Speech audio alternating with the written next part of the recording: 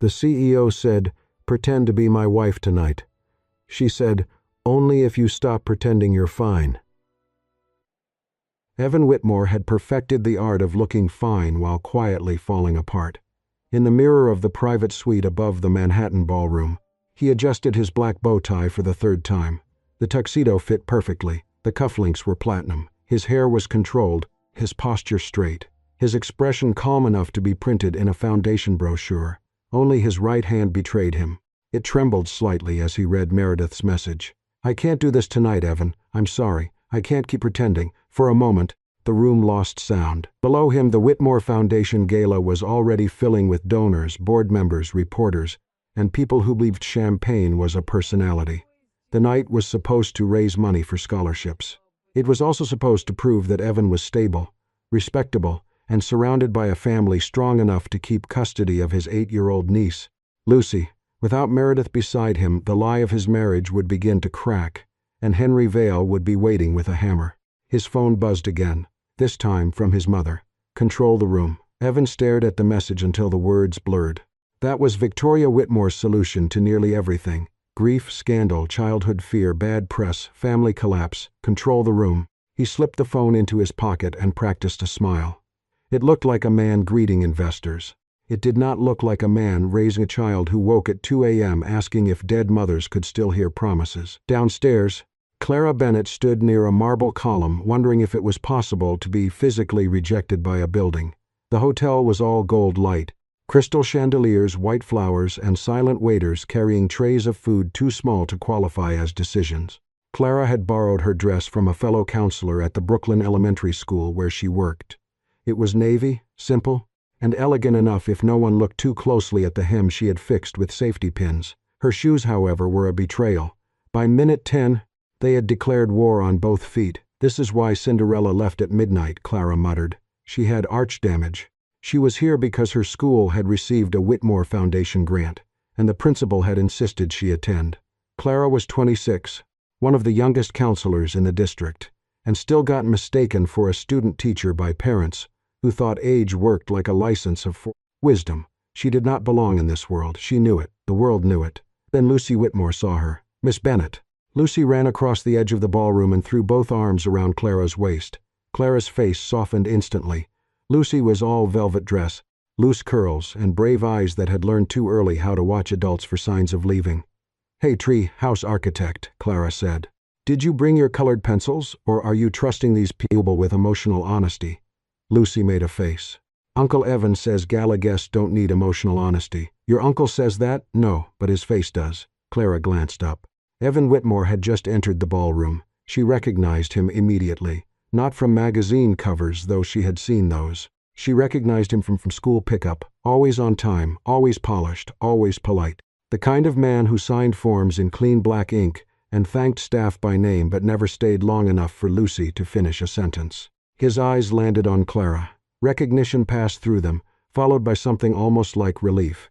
Then Henry Vale approached. Henry was handsome in the way knives could be handsome, sharp, expensive, and designed for use. He shook Evan's hand, smiled toward Lucy, then looked around. "Where's Meredith tonight?" Clara saw the pause. It was brief. Most people would miss it. Lucy did not. Evan's phone buzzed again. He checked it. Whatever he saw drained the last color from his face. Henry's smile grew.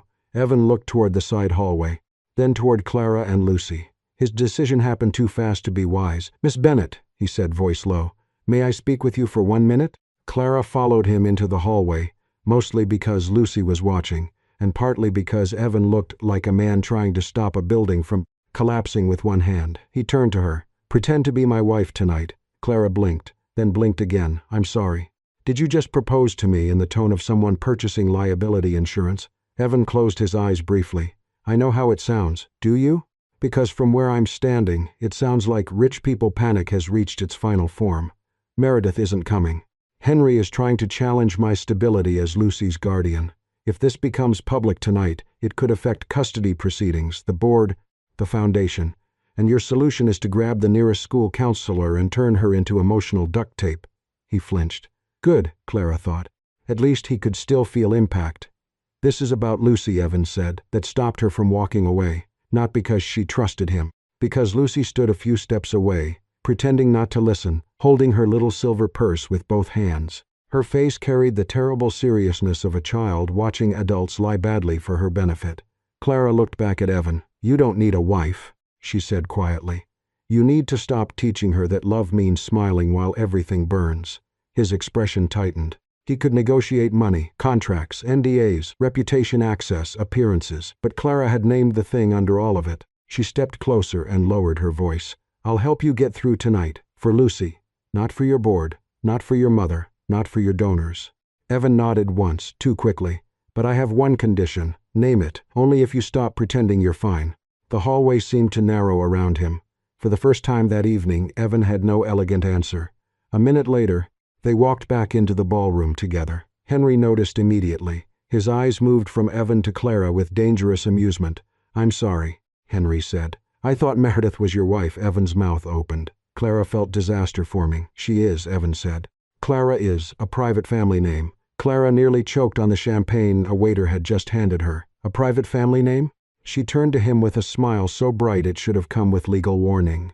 "Yes," she said smoothly, "in the Whitmore family. Everyone has at least 3 names, 2 lawyers, and 1 secret nobody mentions during dinner." For half a second, silence. Then a donor laughed. Then another. Even Lucy giggled. Henry's smile stayed in place, but his question lost its teeth. Evan looked at Clara with something close to awe. She did not look proud. She looked like a woman holding a cracked vase together until a child could safely leave the room. And Clara, watching Evan's hand tremble as he reached for his water glass, understood something she had not expected. He was not cold, not exactly. He was a man who had become dangerously good at standing upright while breaking inside. For the next hour, Clara Bennett became Mrs. Whitmore by force of posture, improvisation, and the stubborn refusal to let rich people see her panic. Evan moved beside her through the ballroom like a man walking a tightrope in polished shoes. Every handshake had weight. Every smile had a witness. Every donor seemed to know just enough about his life to be dangerous. Before each introduction, Evan murmured fragments of their invented marriage like emergency instructions. They had met in Boston. They had married privately. They hated discussing personal matters in public. Clara listened, nodded, and decided the entire story sounded like a tax filing with emotional problems. Still, she played along, not perfectly. That was what made it work. Evan was too controlled to be believable as a happily married man. Clara, on the other hand, had the natural looseness of someone who did not care whether a billionaire's wife approved of her fork choices. When an elderly donor's wife asked how they had fallen in love, Evan inhaled as if preparing a statement for federal review. Clara saved him by smiling and saying it had happened slowly, against better judgment. For half a second, Evan forgot himself. A real laugh almost escaped him. He caught it late, but Lucy saw. The little girl sat at the children's table nearby, watching her uncle with wide, suspicious eyes. Evan Whitmore did not laugh like that. Not at school pickups, not during parent conferences. Not when Lucy showed him drawings of tree houses with secret rooms where nobody could leave without permission. Clara noticed Lucy noticing. That was the problem with children. Adults thought they were hiding storms because they had closed the curtains. But children could still hear the thunder. The gala rolled forward in gold light and controlled applause.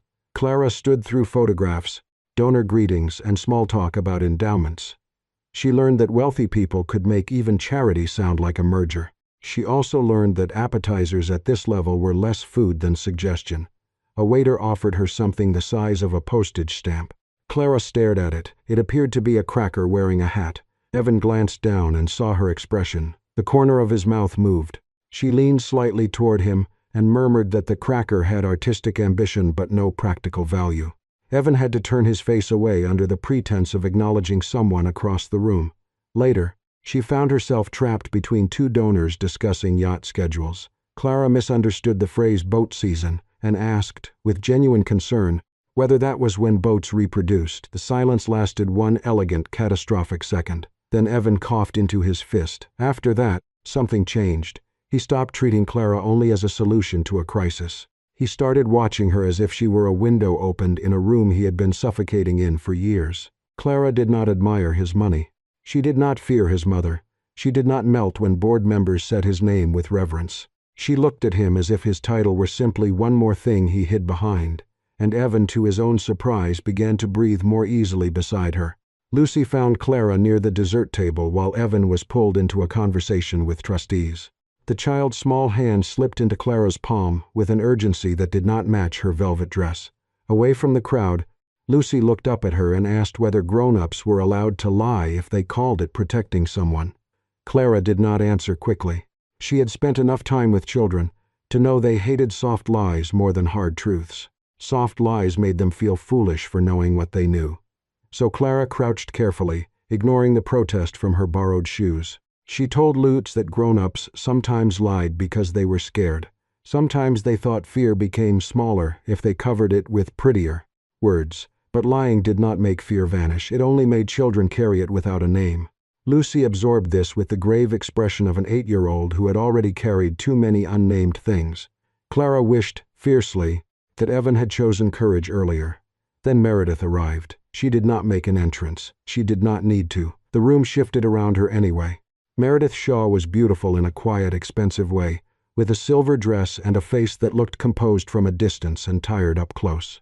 Clara saw Evan go still. Meredith saw Clara at his side and understood the entire lie before anyone explained it. There was no shouting.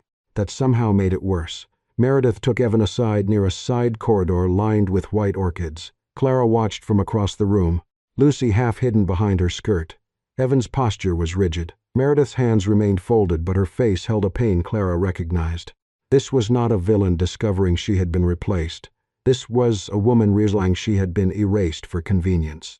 Meredith had once loved Evan, perhaps not as a wife should, but as someone who had shared a house, a public name, and the unbearable grief after Lucy's mother died. Their marriage had become scaffolding around a family collapse. Useful, visible, hollow. She did not want to be that scaffolding anymore. Clara could not hear every word, but she caught enough. Meredith had come because she could not bear the headlines that might follow her absence. She also could not bear to keep standing in a life that was no longer hers. Evan begged her not to expose the truth tonight. Not for the board. Not for his mother. For Lucy. Unfortunately, Lucy heard her name, and enough of the truth around it. The child's face went blank in that frightening way children's faces do when emotion is too large to show. Then she turned and ran. Evan saw her disappear and panicked. But even his panic was trained. He looked toward the donors first, toward Henry Vale, toward the cameras. His body wanted to chase Lucy. His lifetime of control held him in place. Clara did not wait. She found Lucy in the coat room, tucked between fur wraps and black wool overcoats, hugging her knees beneath a rack of expensive winter things. The room smelled like perfume, cedar, and old money. Clara sat on the floor beside her, not caring what happened to the borrowed dress. Lucy asked if adults always left after promising they would stay. The question hurt because it was not only about Meredith. It was about Lucy's mother, her absent father, her uncle's perfect smile, every adult who had tried to protect her by becoming unreadable. Clara held her gently and did not lie. She told her that adults sometimes made terrible choices when they were afraid of losing someone. But Lucy was not the reason for the lie. She was not the burden. She was not the crack in the family. She was the person everyone should have loved honestly enough to stop pretending. When Evan entered, he looked less like a CEO than he had all night. His bow tie was slightly crooked. His face had lost its careful polish. He saw Lucy crying in Clara's arms, and something in him folded inward. Clara's eyes warned him not to perform, so he did not. He sat on the coat-room floor in his tuxedo, leaving a careful distance between himself and Lucy. He told her Meredith, and he were not married in the way Lucy thought. He said he had been afraid that if people knew the truth, someone might decide he was not the right person to take care of her. Lucy did not forgive him, not then. Children were not machines that dispensed absolution when adults finally became honest, but she let him sit beside her. Clara stood quietly and stepped toward the door, giving them the privacy Evan should have created from the beginning. Before she left, she heard Lucy ask if he was okay. For once, Evan did not say he was fine. His answer was quiet, uneven, and real. He said he was scared. Lucy reached for his hand. Clara paused outside the coat room, one hand against the wall, her own eyes unexpectedly warm. The lie had not ended. Not yet, but for the first time that night, one honest sentence had survived inside it. By Monday morning, Clara Bennett had become a rumor with good lighting. The photo was everywhere in the small, hungry corners of social media that cared about wealthy families and charity scandals. Evan stood in a black tuxedo beside Lucy, one hand gently resting on the child's shoulder. Clara stood on Lucy's other side, caught mid-smile, looking softer and more intimate than she had felt. The caption beneath the article read, "Whitmore CEO appears with mysterious wife at scholarship gala." Clara stared at it in the teacher's lounge while the coffee machine coughed into a paper cup with the sound of a dying tractor. Her phone buzzed with messages from coworkers. Some were curious, some were teasing. One simply said, "Girl, explain." Clara turned the phone face down. She had spent one night pretending to be someone's wife and somehow looked more married online than most people did after 10 years and a Costco membership. Across Manhattan, Victoria Whitmore was less amused. She summoned Clara to the Whitmore Foundation office that afternoon. The building was all glass, height, and money pretending to be sunlight. Victoria sat behind a desk with fresh white flowers, a legal pad, and the expression of a woman who had never once lost an argument by accident. She did not waste time scolding Clara for the lie. That would have been simple. Instead, she treated Clara like an unexpected but potentially useful problem. For a few weeks, Victoria explained, Clara could continue appearing in carefully chosen settings, a school visit, a family photograph, perhaps one dinner before the custody hearing. Nothing vulgar, nothing dramatic, just enough to calm speculation and show Lucy surrounded by stability. Then Victoria slid an envelope across the desk. The number inside was large enough to make Clara's stomach tighten. It was also exactly the reason she pushed it back. Lucy's trust was not something adults got to rent by the hour. Victoria's face hardened, but Clara did not soften. At 26 she was used to powerful adults assuming her age made her easier to rearrange. Parents did it at school. Administrators did it with budgets. Men in expensive suits did it with smiles. She had learned to stand still and let them realize she was not furniture. Evan found her in the lobby as she was leaving. He looked tired in daylight, less polished.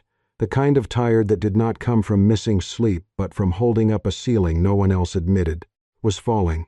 He apologized, not elegantly. That helped. But he also admitted he did not know how to protect Lucy without continuing the performance.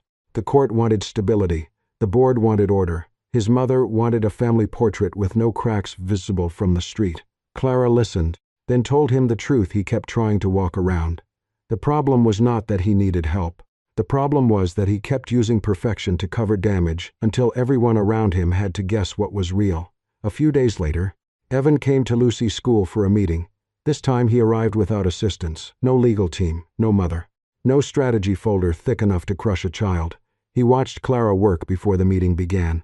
A boy with panic attacks sat across from her, twisting a shoelace around his finger.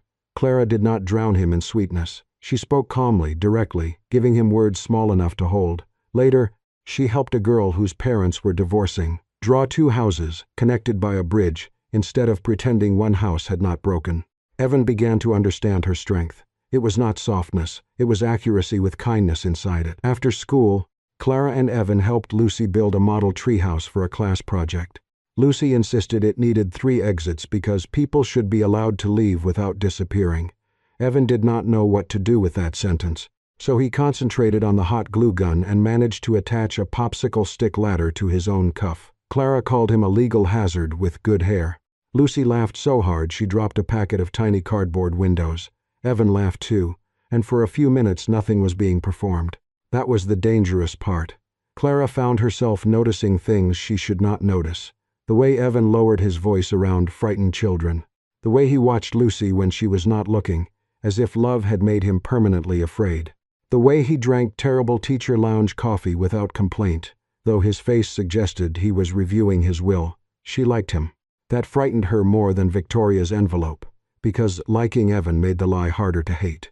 Then Henry Vale sent the photograph. It arrived on Evan's phone at 9:13 p.m., Clara leaving the gala with Lucy's hand in hers. Evan behind them, expression protective, almost intimate. A message followed. Interesting choice, using the counselor's scenery. The custody reviewer may have questions. The next morning, Meredith came to see Clara, not at Whitmore's office. At the school, after dismissal when the hallways smelled like crayons, floor wax, and leftover cafeteria pizza, Meredith looked less like the woman from the gala now. No silver dress, no diamonds, just a camel coat, tired eyes, and dignity that seemed to cost her something. She did not accuse Clara of stealing anything. That would have been easier too. Instead, she said, the press had turned her into the missing wife and Clara into the mysterious replacement. She had spent years standing beside Evan because he was kind, because grief had swallowed his family, because Lucy needed familiar faces. But kindness was not marriage. Shared grief was not love, and being useful was not the same as being chosen. Clara had no defense because Meredith had not attacked her. The conversation heard in a quieter way. Before leaving, Meredith said Clara might be the first woman Evan truly looked at instead of looking through on his way to duty. There was no bitterness in it, only sadness. That made it worse. The confrontation came 2 days later at Lucy's school meeting. Clara expected Evan, Lucy's case representative, and the school administrator. Instead, Henry Vale arrived with Victoria. Henry wore concern like a tailored coat. Victoria looked composed enough to frighten furniture. In front of the custody representative, Henry asked whether Clara had crossed professional boundaries by pretending to be Evan's wife. He asked whether Evan had created a false family environment for Lucy. He asked whether a child already grieving could be safely placed with a man who used deception as crisis management. The room seemed to shrink around Clara. Every adult turned toward her. She could have lied. She could have said the gala was misunderstood. She could have protected Evan with one more polished story. But Lucy was sitting outside that office with a backpack full of colored pencils and too many reasons to distrust adults. So Clara told the truth. The night of the gala had been wrong. It had come from fear, but fear did not make dishonesty harmless. She had agreed because she wanted to shield Lucy. But shielding a child with a lie only taught the child that truth was too dangerous to survive. Then she said what mattered most. Lucy did not need a perfect family. She needed adults brave enough to repair what they broke. Evan stood before anyone could redirect blame. He said Clara had not been hired, bought, or used with her consent beyond one desperate mistake he should never have asked her to make. If anyone had confused protection with performance, it was him. If anyone needed to be evaluated for that lie, it was him. Clara looked at him then. Part of her was grateful. Part of her wished he had found that courage before her name became evidence. After the meeting, she walked out alone. Evan followed her only as far as the hallway. She told him she could not keep being his emotional crutch. Not for the board, not for his mother, not even for Lucy. His face changed, but he did not argue. That was how Clara knew he had finally understood something. If he cared about her, truly cared, then the first loving thing he could do was stop turning her into the answer. By the week of the custody hearing, Evan Whitmore had learned that a lie did not collapse all at once. It frayed, first in headlines, then in boardroom whispers, then in a child's drawings. Lucy had stopped drawing tree houses with ladders. Her latest pages showed wooden rooms high in the branches, windows glowing yellow, but no stairs, no ropes, no bridges, no way in or out. When Evan asked why, she kept coloring and said there were no stairs, nobody had to leave. That was when he understood. He had spent months trying to protect Lucy from abandonment by building a perfect story around her. Instead, he had taught her that love was a house with hidden exits. Victoria Whitmore arrived at his apartment that evening with Meredith and a plan. It was elegant, efficient, and morally exhausted. Meredith would appear beside Evan at the custody hearing. They would call the gala photographs a misunderstanding. Clara's presence would be described as professional support for Lucy, nothing more. Evan and Meredith would present a united front, avoid unnecessary personal details, and restore stability before the board meeting that afternoon. Victoria spoke as if truth were a stain that could be lifted with the right legal detergent. Meredith sat quietly through most of it. When Victoria finished, Meredith looked at Evan and said she would stand beside him if it protected Lucy. But she could not keep living as furniture in a house everyone called whole. Evan looked at the two women across from him. His mother believed reputation protected family. Meredith believed kindness could not survive forever inside a lie. And somewhere beyond the apartment, Clara Bennett believed children needed truth more than perfection. 3 women, 3 mirrors, no easy reflection. The next morning, the leaked article hit before breakfast. Whitmore CEO accused of presenting fake wife during custody dispute Henry Vales. Fingerprints were nowhere official and everywhere obvious. By 9 a.m., donors were calling the foundation. By 10, board members were requesting leadership clarity. By noon, Evan's legal team had prepared a statement that blamed public confusion on Clara's involvement and emphasized that Meredith remained supportive of Evan's household. It was the easiest lie left. It would protect his position. It would also turn Clara into the woman who had crossed a line, Meredith into the wife who had never left, and Lucy into a child expected to feel safe inside another performance. Evan read the statement once, then placed it face down. At the custody hearing, the room was smaller than the fear inside it.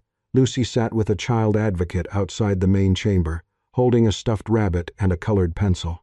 Meredith sat on one side of Evan. Victoria sat behind him, so rigid she seemed carved from disappointment. Clara sat near the back, invited to speak because her name had been dragged into the case whether she wanted it there or not. Evan's attorney slid the prepared remarks toward him. Evan did not pick them up.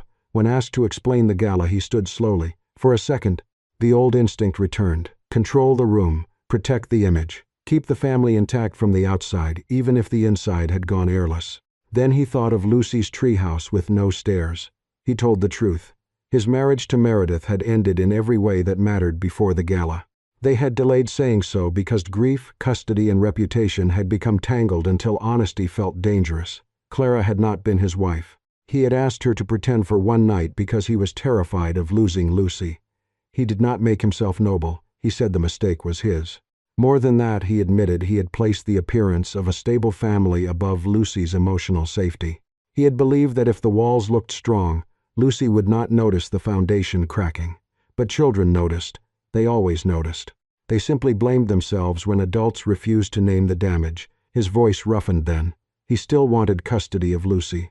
Not because he was perfect, or because he could offer her a beautiful apartment, private tutors, and a family name polished enough to impress strangers. He wanted custody because he loved her, because he had been there after her mother died, and because he was finally learning that children did not need adults who never broke. They needed adults who could point to the break and still promise to stay. Meredith spoke next. She did not save him completely. That made her words trustworthy. She said Evan had not been a good husband. They had cared for each other, but care was not the same as love, and grief was not marriage. But she had watched him with Lucy. She had seen him wake at night, learn school routines, sit outside therapy rooms, and make mistakes out of fear rather than indifference. He was learning, she said, and sometimes a child was safer with a flawed person willing to learn than with a flawless story no one was allowed to question. Then Clara was asked to speak. She rose with visible discomfort. She did not look at Evan first. She looked toward the door Lucy waited behind. Clara said she had made a mistake that night, too.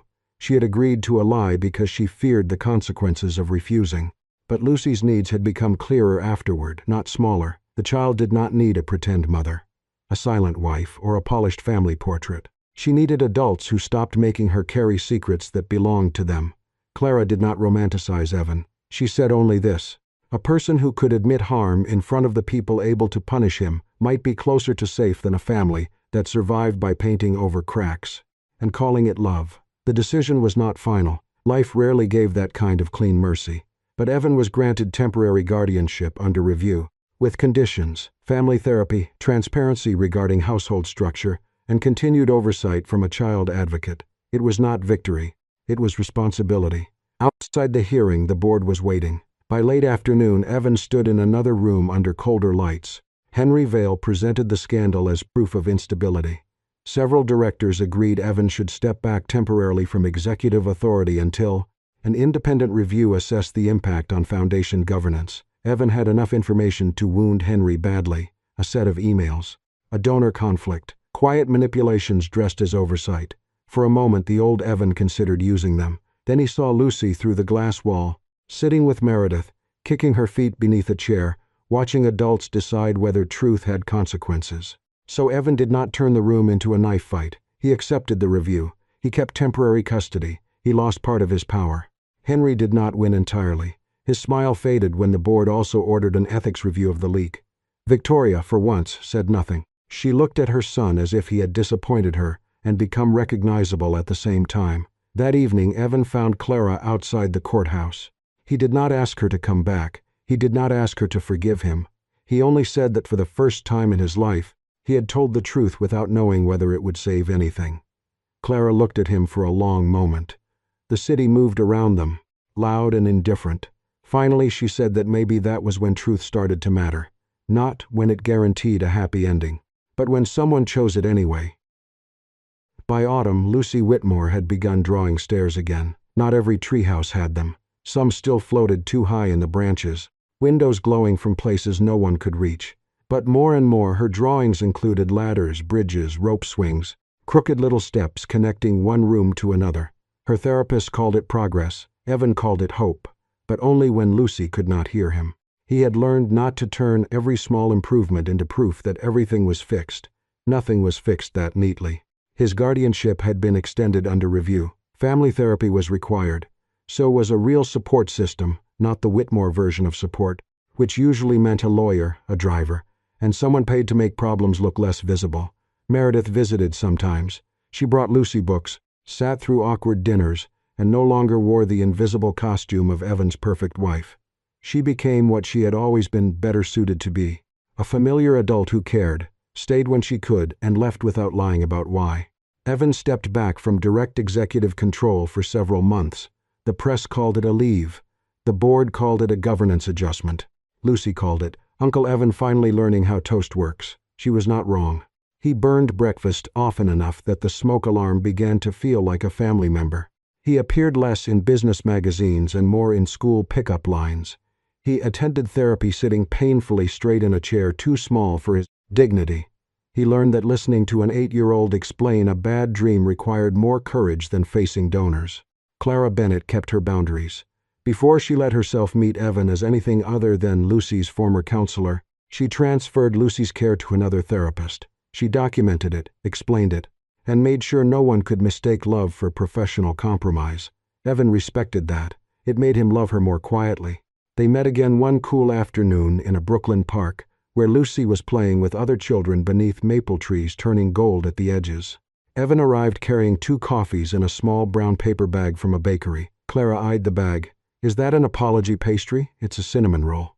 "Reasonable. I once said wealthy apologies should be judged by whether the dessert is normal enough to trust." I remembered.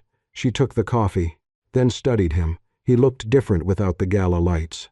Still handsome, still controlled in the bones, but less polished at the edges, as if he had stopped buffing away every sign of being human. He did not say he was fine. Instead, he told her he was still scared, still clumsy, still tempted, some mornings, to become the old version of himself because perfection was easier than honesty. But he no longer wanted Lucy or Clara to love a man edited for public approval. Clara listened. The wind moved through the trees. Nearby, Lucy shouted instructions about a game that appeared to have no rules except her authority. Clara said she did not love perfect men. She also did not want to become the woman assigned to repair him. She only wanted to know if he could keep telling the truth with her, especially when it was uncomfortable. Evan said yes, not quickly, not like a promise made to win the moment, like a man choosing something he knew would cost him. Then he asked if she would have dinner with him. No fake marriage, no gala, no boardroom, no scandal to survive, just dinner. Clara considered this with exaggerated seriousness. "If you booked a restaurant where the appetizer is the size of a postage stamp, I'm leaving. I booked a diner." "A diner? All-day pancakes." Clara smiled despite herself. "That is significant personal growth." Lucy ran toward them then, cheeks flushed, hair coming loose from its braid. She held out a drawing in both hands. A treehouse. This one had windows, a ladder, a rope bridge, and 3 people standing beneath it. Above the branches, in Lucy's careful handwriting, were the words, "People can leave and still come back honest." Evan looked at the drawing for a long time. Then he looked at Clara. Clara did not take his hand immediately. She only reached over and touched his wrist, small, quiet, real, no cameras. No witnesses who mattered beyond a child with colored pencils and a man learning not to hide. Their love had not begun when Clara pretended to be Evan's wife. It began when she asked him to stop pretending he was fine. And it grew when he became brave enough to lose the perfect version of his life, so the people he loved could finally breathe.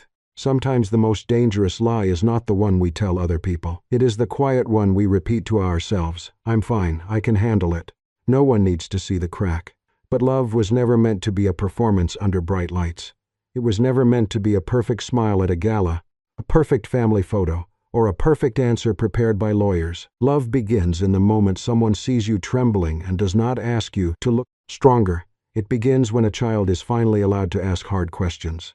It begins when a man who spent his whole life controlling the room finally chooses to tell the truth inside it. So tell me, would you have forgiven Evan? Would you have trusted Clara's condition? And have you ever loved someone who kept saying they were fine, even when their heart was clearly breaking? This is soul-stirring stories. Remember, the people who love us do not need us to be flawless.